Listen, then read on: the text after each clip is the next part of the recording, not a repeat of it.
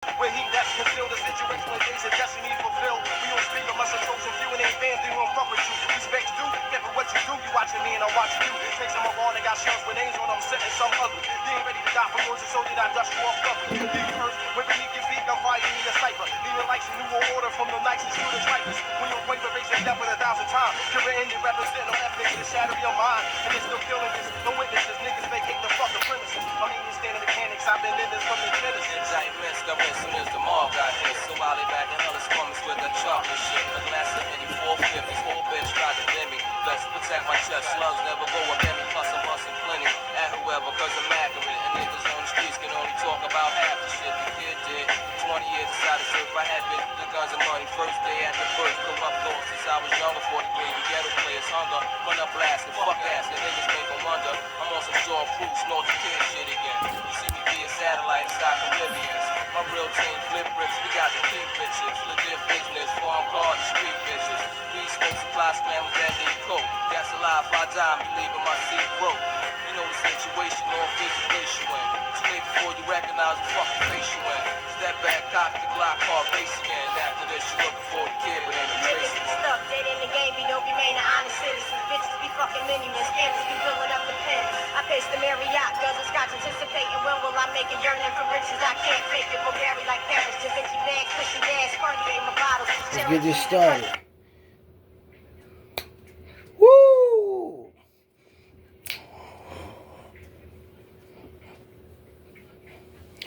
Hello world, I'm just here to make you think. This CEO Philly Trenches Hockey Raw coming at you live and direct with this bonus exclusive Philly Trenches Celebrity News / World News video. Now, I will be making Philly Trenches Talk After Dark videos, but before I can go live again, I'm going to be making videos like this, and they might be titled Philly Trenches Talk After Dark. Just until I get on there, you know how you got to start from the bottom, work your way to the top. I ain't got no problem with that because, you know, one thing about me, I'm known to do that. I'm known to take nothing to turn into something. I still got all my old content, by the way. If y'all want to know that, I still have my old videos. I do. You know, but for safekeeping for me, the way I'm going to do it, and I'm glad that they ain't on here no more because now that I have them put up, and now that I have all of it written down, they my personal, you know what I mean? So now everything happens for a reason. So something bad that y'all might think is bad, I could take an opportunity and take the bad, turn it to the good. Okay, the videos ain't on there no more. But the videos is up here, written down, and put up. You know what I mean? Like far as the videos is put up. So I still have them. That's the most important thing. So instead of they just being seen for free and all of those stuff, that's like an investment for the future for my family. You know, generational wealth. But I'm still gonna have the magazine out there. So everything happened for a reason. Plus, I'm good at content. I'm good at freestyling, and I'm about to break something down to y'all. When I was on trial, I was on trial a lot of times, but certain times I was fighting cases. It was crazy as far as the nature of it. Like my cases that were drama to me were armed robbery cases and drug cases. And you could say some was attempted murder cases, but they was calling them aggravated assault. Like if somebody gets hit 3 times with a gun with bullets and all that, they gonna say back in 90, 91, early 90s, late 80s, they was called aggravated assault. They didn't start calling attempted murder till they changed the law. So a lot of times people was getting hit up, they was just getting assault. So they was calling them assault. So it means I got an aggravated assault on this Dominican guy that worked in a store, a bodega, that made the cheesesteaks and stuff. I never knew what he did, but they gave me that case with him. They gave me the case for other couple of people that got robbed and a lot of drug cases. Now the drug cases was intense because the bail for some reason seem lower as when you sell drugs than you do if you assault somebody or rob them. So when I was 18, my bail was $100,000, $50,000 for each armed robbery. Now, mind you, I'm 18 years old. This is my first adult offense, but I have a juvenile record that's 3 pages long. So that's why I think my bail was so high. I ain't really sure, but my first bail as an adult was $100,000, and I was just escaped from a juvenile doing juvenile life. I just escaped from a supermax placement after I lost my twin brother. So now I'm fighting these cases over Holmesburg, 18 years old, around people that got real drama. Now, in my case, I don't think I got real drama compared to people fighting homicides and, the death penalty and all that. But it's still drama if you think about it, because I'm 18, right? I just escaped from doing juvenile life, which is 3 years. I had 3.5 years, but only did 6 months of it. So I still owe them 3 years. I'm still fighting these cases. They try and give me a lot of time for. They can get a lot of time for armed robbery. For two of them, I get like 20 years for two armed robberies, or 20 to 40, or something like that, or 10 to 20. But I'm around all these intelligent young men that's locked up with me, and you can see some of them been coming through that door a lot, and you can tell a lot of them beat down them law library guys, the jailhouse lawyers and all that. So when I quickly learned the law, I said to myself, I'm not going to be spending the rest of my life going to jail. Even though I got back in them streets and it's a different ball game, you back at it because I'm still in survival mode. I'm not just in the streets because I want to be violent. I'm surviving. I'm trying to do some revenge on my brother's death. A lot of them getting locked up. They're getting killed and locked up and all that little shit, right? So when I'm fighting these cases, I'm seeing how from being a juvenile, they bring lawyers to you. You don't know too much about the law. They're just talking to you, and you go in that courtroom, you hear numbers, Latin terms, and all of that. But when I got to 18 and I studied the law, I realized that it was a business. Being locked up is a business. And I'm just looking at the people, the traffic, the visits, the nurse, the people coming back and forth. Like, if you get locked up, you know how many people getting paid off one person being locked up? Think about it. You got the visiting room, people getting visits, people getting mail, traffic, lawyers, DAs, everybody moving around because they got a job to do off of one case, off of a bunch of cases, off of people, period. So you figure this is a business. All big cities are business. So I found myself in the middle of this shit and realized that the only way you can get out of it, you got to know the law. You have to know the rules to this shit. So I see if you make bill. I hear about the guy named Fat Tony, the bill bondsman. I'm hearing all this shit. I'm hearing terminology I never heard before. Words. I'm hearing affidavits. I'm hearing reprimand. I'm hearing perjury. I'm hearing contempt of courts. I'm hearing all this shit I never heard before. And then I realized, man, this shit's designed to make money. That's all the law is designed on. They make up ways where you could break the law, where they can lock you up and capitalize off you playing a game of losing. But people do play the game and win. People do break the law and win. They just don't stay playing the same game. They might break the law, make some money, take that money, go legit, and never look back. But you got people that break the law and go legit. They do both. And they might be good at it. They really might be. But when I was fighting them cases, right, they're going to take you out of your cell early in the morning. Well, they're going to unlock your cell and tell you got court.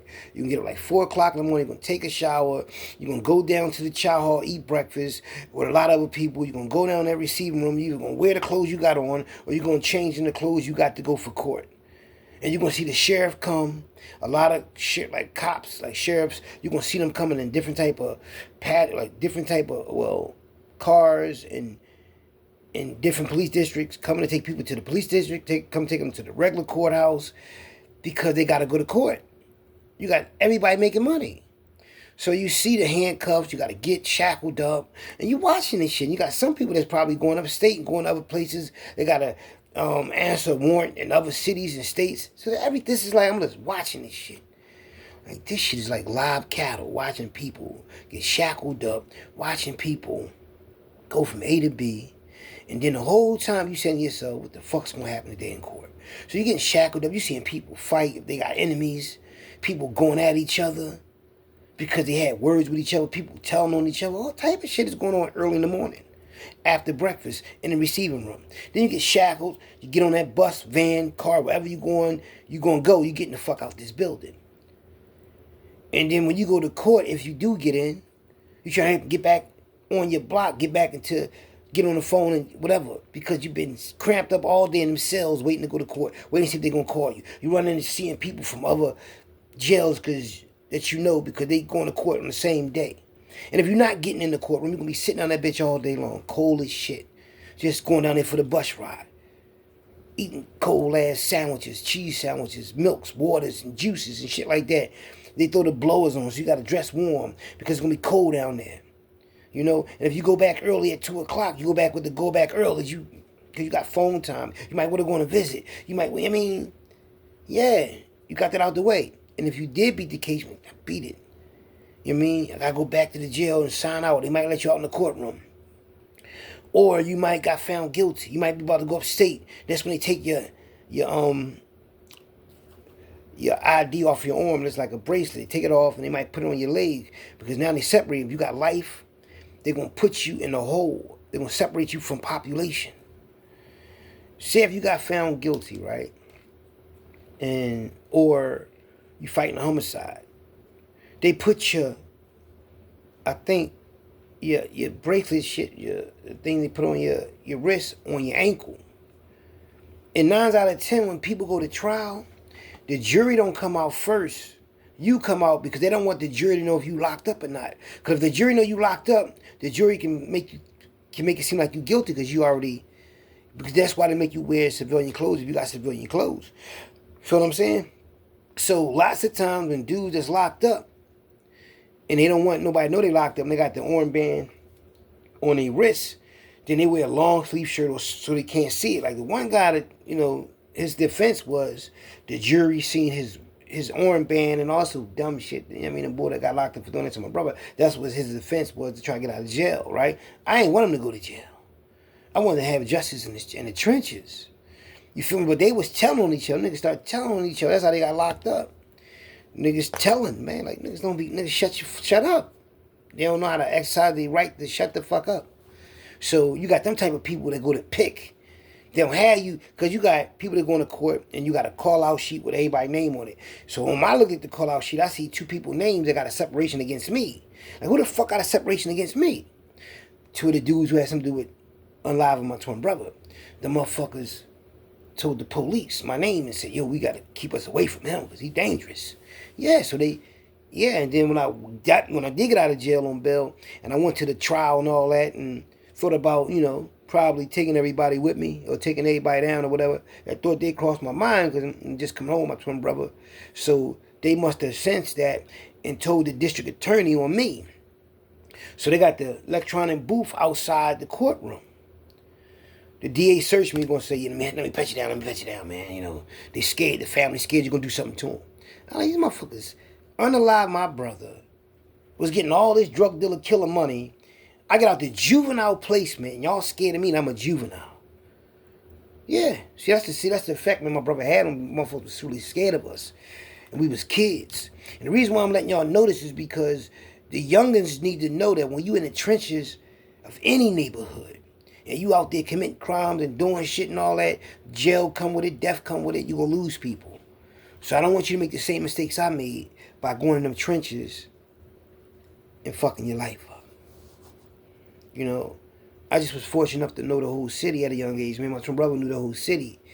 That's why I guess we stayed alive longer than when we stayed alive, because everybody knew us.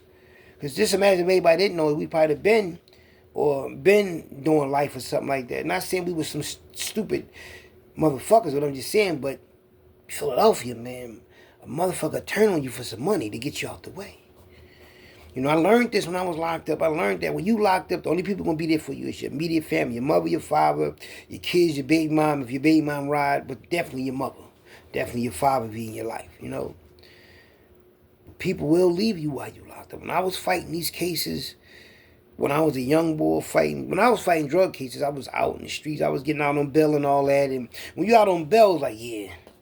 And you go to court and you get another subpoena and you sign it. And you get to go out that door, walk out that door to go home. You're like, it's like, damn, you still beating them. You still going to court, but you still beating them because you ain't locked up. And they give you the momentum. But it's hard to be the case while you locked up, because you locked up. Like, you can't really do much. You can't really fight your case good like that. You can fight your case good being free because You got access to money, people, investigators and all that. When you locked up, you got to call a lot of people. You got to put people on their job. But when you out there, people will do things for you faster because they can see you. Out of sight, out of mind. That shit is real. You know, I was fortunate enough to realize that it's harder to beat a robbery than it is a drug case. I mean, like the homicides is easy to beat. Robberies ain't easy to beat. But drug cases is easy to beat. So fighting a drug case and a homicide is easy cases to beat. But robbery, no. They hard cases to win. I mean, selling drugs, you understand what's thinking about selling drugs. There's a lot of cops that's crooked. And what I mean by that is they get caught in their lies, they commit perjury. Not a lot of them, but, well, not all of them, but a lot of them, enough of them. A lot of them steal, because they is human beings, they just got a job. I mean, you imagine around money all the time. Like them Brinks truck drivers and all that, people that's always around money, work at check cashing places, they don't steal. But I know it crossed their mind.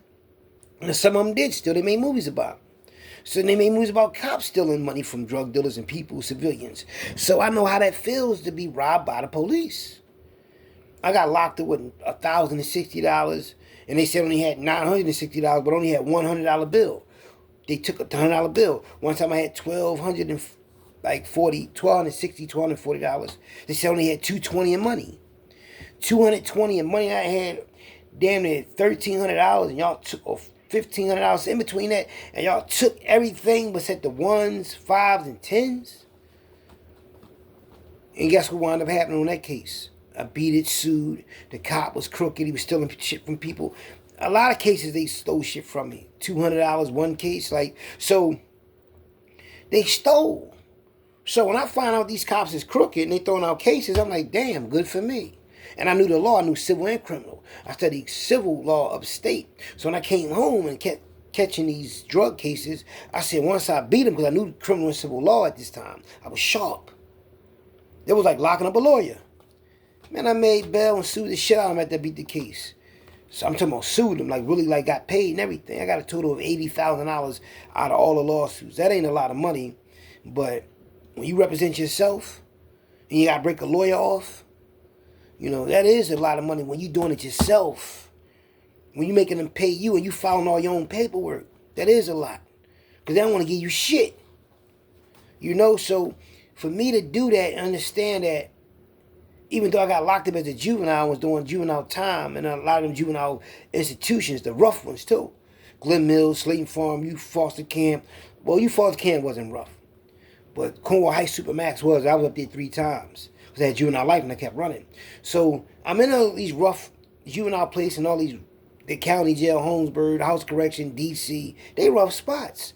CF, they rough spots. Greatest Ford, Holmesburg, Greatest Ford, Camp Hill, Huntington, Cole Township, Dallas, Retreat. I've been at all them different jails.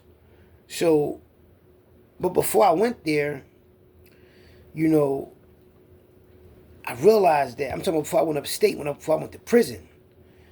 I realized that all the stuff that I learned as in the county jail and in the juvenile placement was going to prepare me for prison. Because all the people I met in the juvenile placement and in the county jail, they was in prison with me, you know. So the only difference from a juvenile facility and an adult facility, they can't kill you as a juvenile when you're on a run. When you did some juvenile shit in the juvenile placement. But when you become adult prisoner and you go on a run, they can hunt you down and kill you and all that type of shit. That's the difference. That's why I didn't run and go through no dumb shit like that, because I ain't young no more, you know. And, you know, they don't like blacks anyway. So once I studied the law, criminal and civil, and I came home and sued the city, and I also fought the criminal cases, even though I had lawyers, I had to coach them what I want them to do because I knew the law. They weren't just going to tell me what the fuck they was going to do, and I'm paying you, you my mouthpiece, but this is what you're going to do when you get in this courtroom. I'm writing shit down and all that. File this, do this, and that's how I was beating my cases. They're looking at me like I'm crazy. No, this is my life. I understand it's your job, but this is my life. I understand I'm just a number to y'all, and y'all just freestyle. They do get mad, DAs and lawyers, when they win or lose the case, because they emotional, because it's their job. But imagine how I feel. I got to do the time. So beat all that, got paid and all that. And I realized, I said, you know what? This ain't nothing but a business. And you know what the lawyer told me after I sued the cops?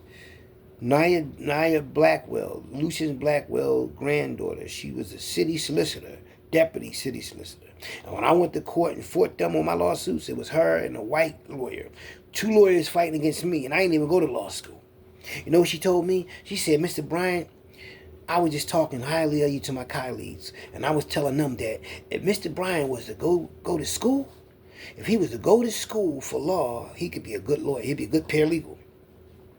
Because I was so good at law as fight. I'm fighting them through mail, through like motions. We file motions and all that through the mail, 12B6 motions and summary judgments and all that. They trying to oppose me. And I'm filing shit and citing case law and showing them exhibits and all that to get to the trial level. Once I get to the trial level, we going in that courtroom. That means I got past 2 years worth of paperwork. All the shit I studied in prison, I put that shit to the test, and I was winning. I was like, you mean to tell me, if they'd have taught me this shit in school, I'd have never went to jail. They could teach you about the law when you in junior high school. And you be, what? In junior high school, if they teach you really how to survive and know certain shit, by the time you get to high school, you be working. But they don't, you gotta go to jail to learn a lot of shit. And it's crazy, because you're going to learn that shit in there. That's another world. And I'm glad I was in jail. Not saying I want you to go to jail, but I learned a lot by being in there. I went to school. Y'all seen Malcolm X, the movie. What'd he do? He went to school while he was in there. He studied shit. I read the dictionary, read all of it. I stopped in the B's, but I still read it. I still studied criminal civil law. I wrote books, even though they didn't get published. I got my GED. I got my accounting certificate. I got my carpentry certificate. I studied criminal civil law. So I didn't just do time. I went to school in that motherfucker. And came out sharp. That's why I ain't never been back. People go back to jail. People fell out here. It ain't all about just not going back to jail. It's all about surviving and not being homeless and shit like that. Because I've seen a lot of people come home, lose their mind. I've seen people come home, become homeless. Because they don't know what to do once they get out of jail. People don't want to fuck with them no more. People done died off. It's a new era. People can't adapt to this environment. So I had to adapt to a lot of shit. You know, so when I was locked up fighting them cases, the robberies, people coming to court on me, the judge telling me it ain't like I can rob drug dealers, and I'm sitting there trying to shut down these drug houses for other drug lords, because that was their competition. So they, you know, twin handle that for us, because they my homies. You know, they know I'm into snatching motherfuckers and kidnapping and robbing people at the time in the early 90s. I ain't really like selling drugs. That shit took too long. I'd rather just take all your shit and just be done with it. And all that shit you gotta work for, I'm gonna just take it from you. Fuck, I'm gonna wait all that time to do all that. And people was breaking me the fuck off. And the people like, yo, twins, go in that crib, that's where the money at. So I was doing a shit like that, and that shit was paying off. But the one time I went near the boy, snuck out the back door, the white boy called the police. I get locked up. The judge tell me, I didn't even know the white boy was locked up for auto theft, adult auto theft. Adult auto theft. Right? So he stole a car. And he was telling on me in the courtroom. They believe his story over mine. And they ain't find me with no gun, no nothing. They just seen me come out the house. And the two white cops told me to come here. And like, what's going on? They grabbed me. The boy said, I tried to rob the crack house. They never see me rob nobody. They just see me just come out this house. They gave me 3.5 to 10 years for that shit. Went upstate. Yeah, I was mad as shit about that, but what you gonna do? You take the problem, you turn it into opportunity. I ain't had no paid lawyer. You know what I mean? When I caught that case, I wound up going back to the juvenile joint. Because once I caught the case and made bail, I made bail on that shit, though. I was out on bail on damn near all my shit, but what happened, I had juvenile life still. So when I was making bail, they're like, okay, he made bail, but send up your study center so he could deal with the juvenile bench one he got. Petty shit. I'm a grown man in their eyes. So when I go to your study center, go in front of the juvenile judge, so much etched in stone, you got to still do the rest of that time. So the day before I turned 21, they had me in the Stills Jones. So the day before I turned 21, my brother come get me, my brother Daryl, he signed me out. I get out. 8 days later, they wanted me to turn myself in to go upstate. I said, y'all got me fucked up. So I get up out of that. catch some more cases. Allegedly hit McDonald's up all crazy on Easter night. They locked me up, but they don't charge me for that because they can't prove identity thing. Even though we was on a high-speed chase and everything. I'm talking about the car split in half. We was on a real high-speed chase. So the judge gave me 29... She gave me 5 months and 29 days for contempt of court. She said, okay, before I sentence you, because I got found guilty for one of the... I had 2 robberies. Remember I told you I got locked with 2 robberies. When I got locked with 2 robberies, I beat one case, but I beat 2 cases of armed robbery, but I lost this other case, which was the case of Frankfurt. Now, mind you, all these cases I got is robbing drug dealers. They come to court on me and everything, motherfuckers, but they ain't come to trial. Because, the goons wasn't having that. My goons wasn't having that, you know what I mean? So, I walked up on these dudes and took them in their crib. Walked them in their house and everything. And I had gaiters on, dress clothes on, coming from a funeral, right? Because I was robbing the whole neighborhood. I wouldn't give a fuck when I came. I was robbing everything. On foot. Yeah, like Omar from The Wire, I was robbing. They used to run from me. They'd tell you in the hood to tell you. So, I am 18. So, when I make bail and they release me from the juvenile joint, the PO was like, asked me some shit. I said, listen, I beat them cases. So he ain't say nothing. I beat one of them. 2 of them, but he I lost the 3rd one. So when they let me go, I'm still out on bail, for real. So they really can't do shit to me. I just gotta go down for sentencing in 8 days. So I jumped bail.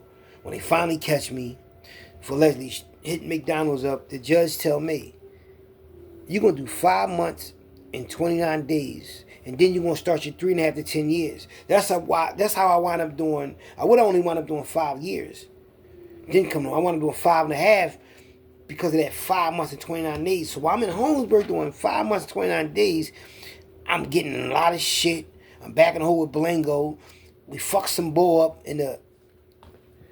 on J Block in the phone room. Keenan and it was Keenan. 2 other dudes, and Samim from Tasker Projects, he was already on. He was with us too, but he had went in the back of further down the block. Me, him, Cleo, and somebody else. I can't remember who else it was with us.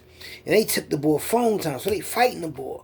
So they fighting the boy, giving him some work too. But I come out of nowhere, hit this boy with a right hook, boom, and drop him. Because it's out of reaction. Because we homies and they fighting. I don't know what they... But I should have known they took the boy phone time. So anyway, they wound up locking us up in a hole. I get out the hole. Boom. So everybody like, yo, why you... Because everybody thought... They thought I would just still fight my case. They didn't know I was going upstate. I said, I'm about to go upstate. You ain't going upstate. You'll never go to court. I said, y'all know I just was in this bitch. Like a year ago. Went juvenile placement, came back, went in the streets, got locked back up. Now it's time to pay the piper. So after the 5 months, 29 days up, they sent me upstate. I got locked up April. I went upstate September 12th. So the whole time from April, that Easter 94, I'm locked up that night to September 12th, 94 was when I went upstate. I was over Grady for 3 days and they shipped me straight to Camp Hill. So when I went upstate for that robbery and the judge told me it ain't like I can go around robbing drug dealers, that shit crushed me. That's the first bit I did. Then I came home and had them 4 open cases. You imagine doing all that time in prison, come home, make money, whatever. And then when you go back to jail as a parole violator, you're going back with 3 drug cases and a gun case. 4 cases. Not 1 case, not a dirty urine, 4 fucking cases, man. And I wound up beating all the cases except 1 drug case, but they wound up giving me 18 months to 3 years. And I had to make parole on that. I'm in jail, I had to make parole to my new number. So when I made parole to my new number, and the PO, the guards in jail was like, how you go from James Price to Hakeem Bryant? I said when I was under James Price, when I got locked up and as an adult, I had a fake ID on me. I was trying to go back in Golden Gradesville to go see Moochie and them JBM. I was trying to go see them when I was on a run. Because I got a fake license, dropped me a fake ID. So when they locked me up, I said my name was James Price. So that became my state name. But when I flipped over to my new number, and I caught them drug cases, when I did catch the drug cases, I gave my real name. So when I got flipped over to Hakeem Bryant, them guards was like, they was fucked up. They used to always call me Price. Hey, Price, come here, Price. You know, they gotta know your name. You gotta come to them and they gotta tell you to come here and all that. Plus you got jobs and all that shit in jail. So like, how the fuck you get your name changed? I said, they was mad as shit that my name got changed over to Hakeem Bryant and that the fact I was about to go home. Yeah, man. And I was suing the shit out of motherfuckers when I was up there. I was winning too. Came home with 5,000 off suing off one of them cases I caught, off them 4 cases. One of the drug cases I sued and got 5,000 for it. So I can't go into detail what the case was about because when you settle a lawsuit, you settle to not talk about it. So that's Philly Trenches. I'm back, y'all. Y'all see I'm back. They can't fuck with me. Even though I'm under a new channel, whatever, but I got 2 of these, two. So y'all gonna see Philly Trenches. Y'all gonna see me, but y'all gonna see me. Y'all gonna see Trench World and Trench City on these channels. That's the new name. You know what I mean? I'm back.